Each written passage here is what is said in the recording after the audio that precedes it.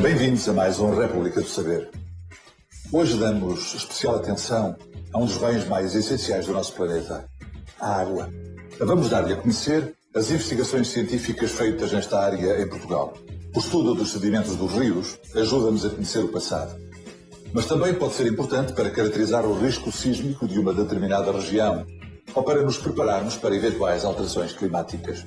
Atualmente, um dos métodos mais utilizados no estudo de sedimentos é a datação por luminescência, um método que permite saber, por exemplo, há quanto tempo foi enterrado um sedimento.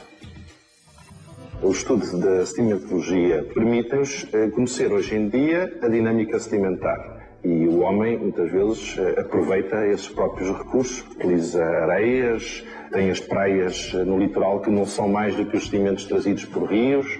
Outro aspecto é nós usarmos esses arquivos continentais do passado da Terra. E esses arquivos estão nos sedimentos antigos dos rios, que têm que ser estudados, têm que ser caracterizados, e nós deles vamos retirar informações, por exemplo, sobre a tectónica, que falhas, por exemplo, estiveram ativas e controlaram a evolução dos rios, e se certos depósitos fluviais estão ou não atuados por falhas. Podemos, em alguns casos, inferir variações climáticas.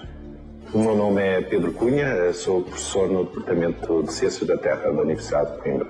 Os rios que nós temos, por exemplo, em Portugal, tiveram uma evolução num processo de progressivo escavamento, com alguns momentos de estabilização, em que o rio deposita sedimentos, alarga o vale e tem uma planície aluvial, como os que hoje em dia nós encontramos nos rios. Mas ele tem sido obrigado a escavar e vai fazendo novas planícies aluviais. E as antigas são os que nós designamos pelos terraços fluviais. Um dos aspectos que nós estudamos é se esses registros antigos estão ou não atuados por falhas. E se estiverem desniveladas ou um próprio terraço estiver cortado por falhas, é uma indicação de que houve atividade sísmica. É possível fazer uma previsão com alguma margem de erro, mas pelo menos caracterizamos melhor o risco sísmico. Hoje em dia, a sociedade percebeu-se de que devemos fazer alguma prevenção, de saber, nomeadamente, onde é que existem falhas que podem ser consideradas ativas, que mesmo com intervalos muito longos podem voltar a ter atividade, e inclusive com uma libertação de energia bastante grande, porque isso pelo menos permite, nessas áreas, se construam edifícios mais preparados para resistir a certas vibrações, ou que não se construam certo tipo de edifícios. Por exemplo, uma central nuclear não deverá ser colocada junto de uma zona de falha. Se quiser fazer um estudo da dinâmica atual do estuário do Mondego, temos que fazer recolha dos vários tipos de sedimentos. Portanto, pode haver sedimentos desde cascalhos, desde areias muito grosseiras, desde areias mais fininhas, desde lodos.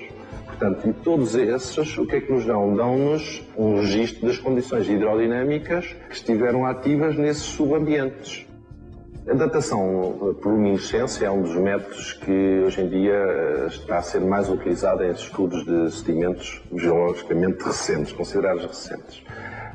Isto é, interessa-nos datar, por exemplo, testemunhos de rios que nós não sabemos bem a idade, mas pensamos que terão alguns milhares de anos ou centenas de milhares de anos de idade.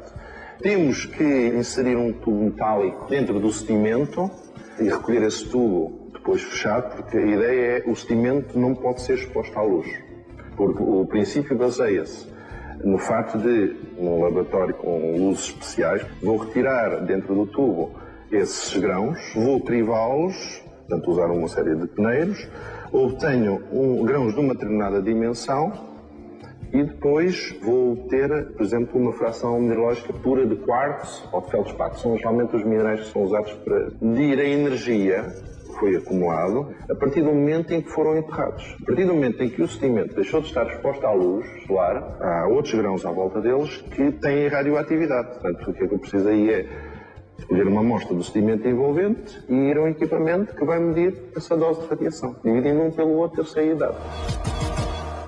No topo das prioridades a nível global deve estar a preservação dos recursos naturais. E a água não é exceção. Para isso é necessário conhecer a origem, as características, as quantidades em reservatório, quando a água ainda circula ao nível subterrâneo. Toda a gente sabe que só 2 a 3% da água que existe no nosso planeta é que é água doce. Desses 2 a 3%, cerca de 30% está armazenada nas rochas. Os outros 70% distribuem-se fundamentalmente pelas calotas polares e pelas outras massas de água superficiais, como lagos, rios. Se nós começarmos a pensar ao nível do nosso país, é óbvio que nós não temos calotas polares. Logo, as grandes reservas de água doce estão nas rochas. Daí a importância que a preservação, a boa gestão das águas subterrâneas assume no nosso país, na nossa região, na nossa própria propriedade, digamos assim. Sou José Manuel Martins de Azevedo, sou professor do Departamento de Ciências da Terra da FCTUC. Um rio, um lago, está fortemente dependente da precipitação que cai anualmente. Portanto, tem grandes variações temporais, sazonais, digamos assim, e plurianuais. As massas de água subterrâneas, contrariamente, têm uma estabilidade muito maior. Daí ser fundamental nós conhecermos cada vez melhor as reservas aquíferas que temos no nosso país, nomeadamente aqui na região centro, onde nós desenvolvemos a nossa investigação. A primeira fase, que é a recarga, portanto, todos os processos que levam à entrada de água, ao armazenamento de água no interior da formação rochosa. Depois, temos um campo em que estudamos o armazenamento e a circulação da água no interior da rocha. E depois, a saída de água de dentro da rocha. Portanto, o processo de descarga, que chamamos de descarga aquífera. Portanto, o estudo é feito nestas 3 fases.